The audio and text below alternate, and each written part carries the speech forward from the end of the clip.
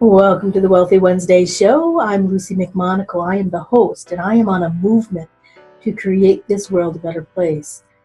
If you are listening to this, please make sure that you share this episode with your friends, your family, and your tribe, because together as a collaborative, we can all do our part to create conscious wealth, create conscious communities, and to make this world a better place. Stay tuned for our next featured guest. Hey, hey, hey, welcome to another edition of the Wealthy Wednesday show. This is your host, Lucy McMonagle, and if you haven't known who I am up to now, you are in for a treat for the Wealthy Wednesday show. So let me tell you a little bit about me. Let me tell you about our incredible guest, and making sure that you grab a pen, grab a paper, because we're going to talk about the Me Too. We're going to talk about the movement of the Me Too, but we're also going to talk about the different aspects on how individuals can really start moving forward in their life, start moving forward in their business, and to be able to talk about the new book that our featured guest is going to have up. So a little bit about me. I am the Mystic Wealth Creator. I'm the secret behind powerful and successful leaders that are making changes in this world and creating conscious communities and conscious wealth, because I truly believe that we're going to come together and make this world a better place. So today I have an exciting guest. I'm going to try to keep my excitement down because I get really excited here. Her name is Carolin Hauser-Carson, and she is an absolutely amazing humanistic psychotherapist. She does family constellation facilitations. She's a facilitator for that. She's also an author of Blossom, the 7 Steps to Sexual Healing, and she has an upcoming book, The Pleasure IQ. Oh, I really like the name of that one.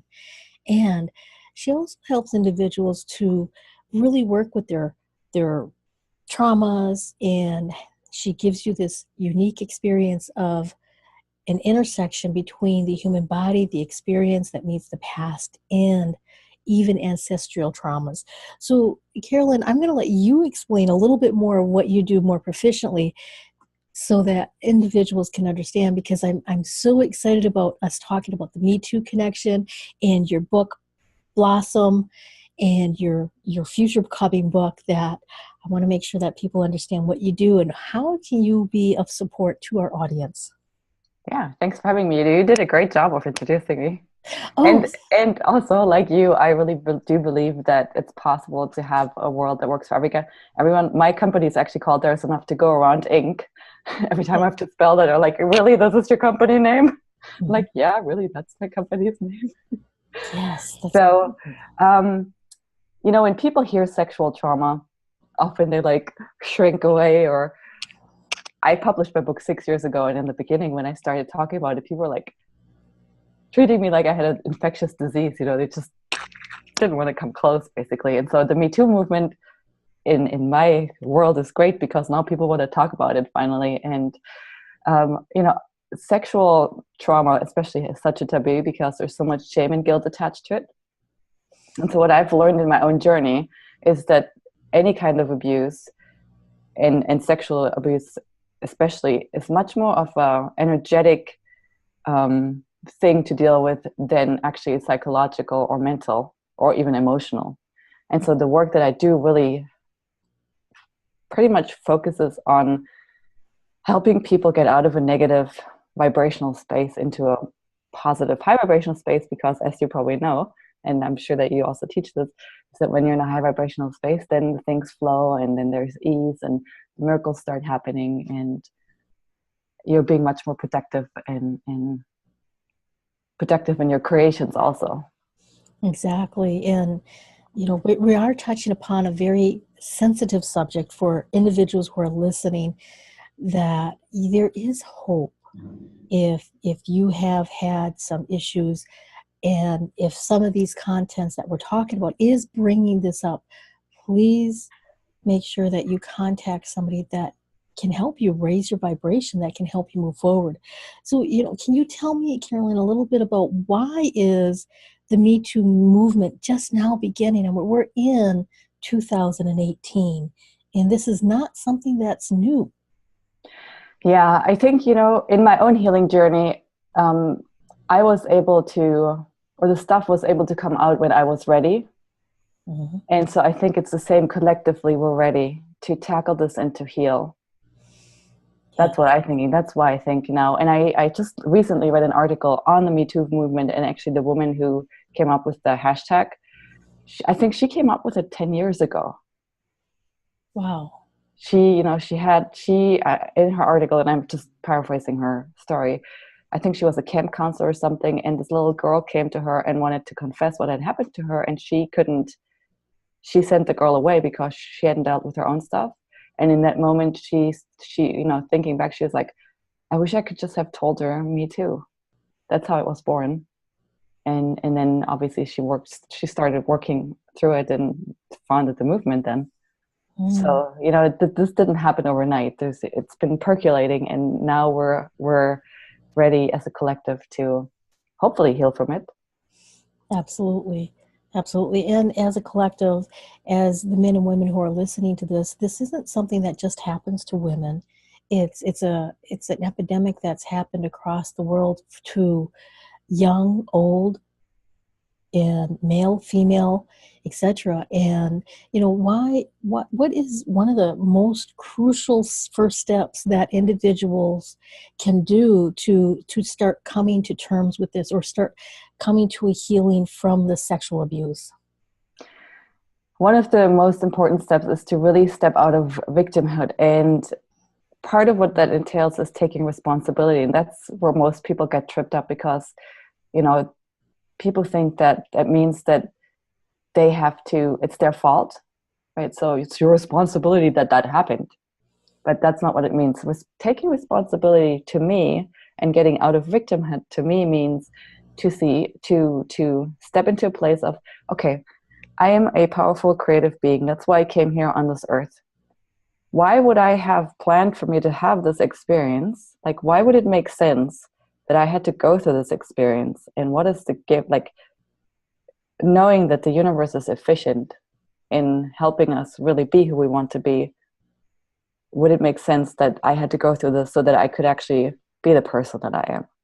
So looking from a broader perspective, not just like, okay, this is what happened to me in this lifetime, but why would it make sense that I would have wanted this lesson, so to speak, right? And this is hard for a lot of people to hear and to even contemplate. Exactly. But it's really one of the crucial steps, and getting out of the state where you think it's about blame, right? It's either this person's fault or it's my fault. What if it actually wasn't the fault? Nobody's fault. And I'm not saying that what the person did was right? So it's absolutely wrong to do. And at the same time, from a higher perspective, how would it make sense that, that I went through this? Exactly. And looking at how individuals have gone through this, and when they're ready to start healing, sometimes when individuals go through sexual trauma, they go through a blank period where they just blink it out. Yeah, I didn't know until I was 30, or in my early 30s, until I had gone through all my training and started working with people. And then my daughter turned 3, and then with her turning 3, it all came back. So, yeah. So that's why I'm saying, you will remember, or we will be confronted with it when we're ready. And at that point, I was in a space where I could, deal with it. Awesome. Absolutely. And to be able to deal with it, there's no pointing fingers. Not to say that the other person is right or wrong. It was horrible, it was horrendous, and it wasn't fair, especially if you were very young at the time that it happens. And to really have an authentic conversation with, looking at this on a broader perspective, and to be able to start looking at it in a sense that, all right, so let's assume and this could be the first step, that there is some kind of meaning, some kind of rhyme, some kind of a reason on why I had this experience. I gotta go. I gotta go. Very nice. I gotta go. Yeah, nice. I'm doing a live interview. The joys of working from home. Yes, and you know, it's sexual trauma and any kind of trauma is really, it's not about just sexuality. It's so much more about power and our personal power.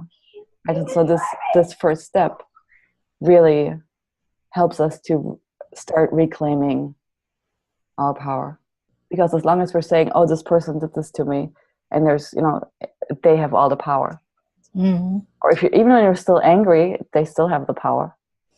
That's true. That's true. And going through the steps of grief are really important for a part of the healing process, because as we start realizing that if the universe is truly in a state where it is helping us, what benefit is this? What benefit could this possibly have? What good could possibly come out of this? When you start looking at that area, then you're able to start looking at, oh, I've got compassion. I really want to help make the world a better place. I want to create a bigger impact on the world. I want to create a legacy. So out of these traumas, out of these crises that we've evolved from, we can look at, there might be a string that gave you strength to get prepared for something that you're doing, some kind of a movement that you're creating. Do you agree with that, on sometimes our traumas create us to become better so that we want to be better? They definitely make us stronger. And also, you know, in a lot of cases, they've actually helped you develop your psychic abilities or other skills, right? So I think a lot of people who actually have amazing spiritual abilities, the reason why they've had to develop them more than other people, you know, or your intuition or so forth, is because you were in the situations that you were in. And part of the problem is that, you know, we don't value those gifts. We think, oh my God, I'm too sensitive, right? Oh, I wish I wasn't so sensitive. Instead of saying, oh my God. And this was for me a big wake up, because I always felt too sensitive. And it took me a long time to actually figure out what I could do with my gifts. And now, you know, I've made close to $1 million just because I have these gifts. That's why people want to work with me, because I have these gifts that, you know, are not supernatural, but I have developed them more than somebody else. Mm-hmm. And so I think within, you know, abuse survivors, there's a lot of people who actually have these really amazing, cool skills, and they're not valued quite yet. But I think the world is more and more open. You know, I see it. I mean, since I've started really doing what I do, people have become much more open to energy and intuitive work, and it's much more normal to work with somebody who is like that. And I think that's a trend that we'll see, you know, continuing. So yeah, that's absolutely true. And you know, throughout the 20 plus years, where when I first started bringing my energy to the world, and I started bringing my readings, my intuitive gifts, my sensitivity, 20 years ago, it was only something that you did at the psychic fairs, but when you went home, you got changed and you looked differently. Yes. and now it's a part of who I am, which gives me the ability to be a visionary for my clients and to see where the energy is leading them and to clear them of past harms. And I think that's one of the most powerful things that a lot of the individuals who have survived forms of abuse, especially sexual abuse, is we've honed our sixth sense, as you would call it, so deeply, so refined, that we actually have the abilities that help our clients and help ourselves, but we develop them from a survival technique in order for us to truly help other people. Yeah. So can you now, when you were talking a little bit earlier, you said that sexual abuse is not a psychological problem. A lot of people have psychological issues because of sexual abuse, but can you tell us a little bit more about that so that the audience can fully understand what you mean? And for those who are listening to this, if you are feeling that you're uncomfortable, but you're not going to turn this off because we're starting to awaken some memories in you. Please stay tuned because we are going to give you some more steps. So could you tell us a little bit about the psychological problem and how does that relate to individuals? So we're made up out of energy, right? We're energetic beings. And there's energetic frequencies. Shame and guilt are connected to the frequency, or are vibrating at a frequency of 20 to 70, I think. So very low. Courage is at 200. Courage, anything below courage is life destroying from a vibrational level. So anything that vibrates lower than 200 will die. So if you have a lot of unconscious shame and guilt, you're going to get sick. You're not going to start thriving. And anything above courage, when you feel like you can actually do it, or you're starting to feel better, that's when you're starting to prolong your life and have a happy life and so forth. And so trauma, if you just look at it from an energy perspective, is a very negative load basically that comes into your system. And so the work is to transmute that energy and transform it into a positive one. And you can't do that through psychology. You have to actually do it through using your body as it's an alchemical process, and you have to use your body to do that. And I'm not going to go into the process. People can download the free gift on my website that will teach them how to do it. But that's basically the difference. Right? You really need to learn how to transmute energy, the negative energy that you've been given through the trauma. Wow.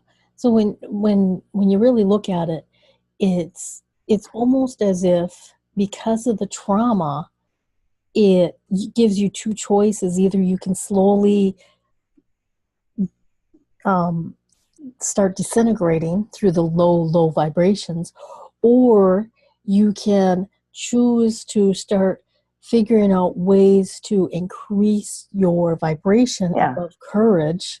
Yeah, I mean, in a sense, you have been given, so in an alchemical process, right, people need lead or people try to turn lead into gold, right? So when you have trauma, you've been given a lot of lead. Yes. So that can be an advantage because you can make a lot of gold. Yes. Right, but if you don't tend to that lead, it will poison you, basically. That's true. So yeah, you're right. You're right about the two ways it can go. Yes. And I think the problem is people aren't aware that that's, people don't know that that's so. And so my mission, I feel, is like demystifying this process and making it simple. And so it's not scary, because energy work is not scary. You don't have to relive any emotions and go down emotionally downhill to do that. Correct. Yeah. Correct. And that's one of the misconceptions that individuals have is when they start memory recovery, when they're ready to have the courage and the strength to move beyond that, instead of giving that more power by focusing on, I'm the victim and I've got to be punished, and you can choose to start spiraling in the opposite direction and looking at, how can I improve my life? How can I move forward? How can I raise my vibration? In your book, Blossom, 7 Steps to Sexual Healing, actually has the 7 steps. Can you tell us a little bit more about your book? Yeah, so it's really a 7-step journey. First step is to bring your mind on board, because if we don't do that, there's so much resistance that we won't be able to change. So mind needs to understand what we're actually about to do. And then for most abuse survivors, the journey is really one from, they're kind of living up here. So it's really a journey from being out of your body and living in your head to re-inhabiting your body, learning how to use your body, because you need to be able to use your body for the actual integration. So you actually have to first come back into your body to be able to do that. And then part of it is also learning what your intuition sounds like, because your intuition is always the guide that keeps you safe and on the right track and moving towards the thing that you want. And again, it's a voice that lives in your body, not in your head.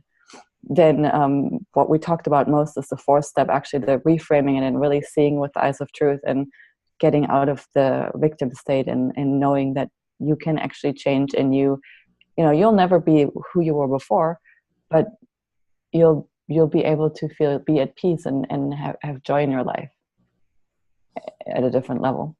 And then the fifth step is really where I teach people the integration tool, the actual physical integration. That's also the tool that's on my website. Mm-hmm. And then the sixth step is all about integrating your feminine and masculine, because in my experience, when we do that, it helps us really be in harmony. And when we're in harmony, we're, again, high vibrational. Yes. And then the seventh step is, how do I take this into my relationships and into the world and be an integrated person in my relationships? Exactly. And having those 7 steps will really help you move forward with your life. And even if you're not one that was abused, reading this book and understanding what somebody else that you might love, what they can do and how you can support them, could be really a powerful thing for individuals who are listening to this, or individuals who know of somebody who has had sexual trauma or abuse or is a part of the MeToo club. And I wanted to touch upon, you mentioned a little bit earlier that your free gift can help individuals. Can you tell us a little bit about your free gift and how can people get a hold of this gift? Mm-hmm. So the free gift is basically the process where you learn how to turn the lead into gold, like to do the actual physical transmutation process. And it's on my website, womenintheflow.com. I also have a free Facebook group that you can either join through the website or on Facebook itself. And it's also Women in the Flow. And in there, I do energy work and answer your questions and so forth. You can find the book on my website. And just keep up with what I do. And, I talk, like, my work has evolved from Blossom I wrote 6 years ago. And so my newer work is around the pleasure IQ. And it's still the same principles. It's really about helping people to learn how to be in a high vibrational space. And you do that by learning to allow yourself to have pleasure in all areas of your life. And somebody who can do that has a high pleasure IQ. That's a lot of what I teach in my groups is around that. And Blossom is really a very good first step. And, for people, some people think, okay, this is just about feeling better about yourself. But just to give you an example, I've been using the tool that's on my website regularly every day for 5 years now, and within a year or so, my life transformed from being on the couch with stage 4 chronic fatigue and adrenal burnout, going through bankruptcy and divorce, having no money, having no support. My whole family's in Germany. I'm in Santa Barbara, California, to starting my business with nothing, and 2 small children, having a full practice, having served 5,000 people, having sold close to $1 million in my own services, not working more than 20 hours a week, having attracted my soulmate and divine partner, bought a house in the Caribbean. My clients have the same results, and all just because we're constantly focusing on really doing the energetic work. So it's not complicated. It's simple, but it requires it requires daily practice. Exactly. But it's so worth it. Yes, absolutely. And, I can personally attest to, when you're in the flow, when you're in the energetic higher vibration, miracles and magic follow you wherever you go. Exactly. And, I've been semi-retired since my early 20s, and I pretty much work part-time, 20, 30 hours a week, maybe. If I get really excited, I'll work a little more when I'm working on a project or when I'm working on a launch. But really bringing this high vibration and the alchemy processes of helping individuals to raise their vibration to divine union is something that will give you the flow, which is financial flow, which is relationship flow, which is personality flow, in a sense that you truly start understanding what's your mission, what's your purpose, what are you here for? Mm-hmm. And that creates the imprint for the legacy.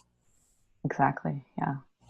So I wanted to make sure that individuals who are listening to the podcast of this is actually going to get the website. So it's women, WOMENNIN, the flow, FLOW.com. So the website where you can get the gift, find out more about Carolin and her work, find out more about her Facebook group, is womenintheflow.com.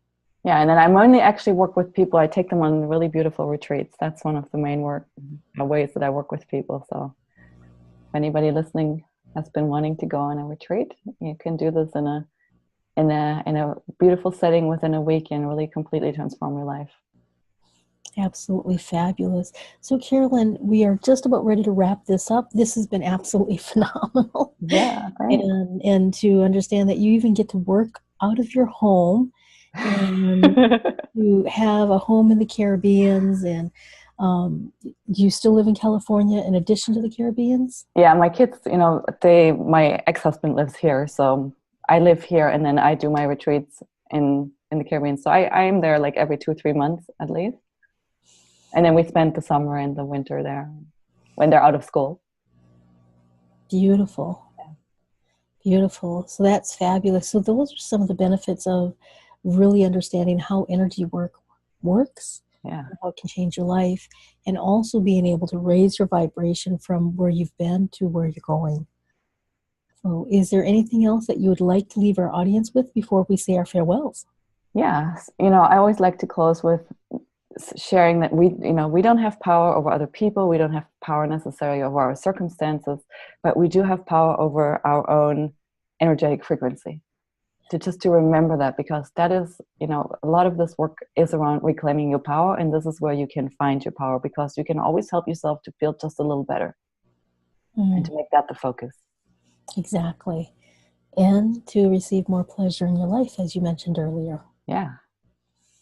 That's fabulous. So I want to thank you for being a guest on the Wealthy Wednesday show and for bringing this beautiful work into the world so that women and brave men can heal from their traumas, and so they can go on beautiful retreats and really start raising their vibration.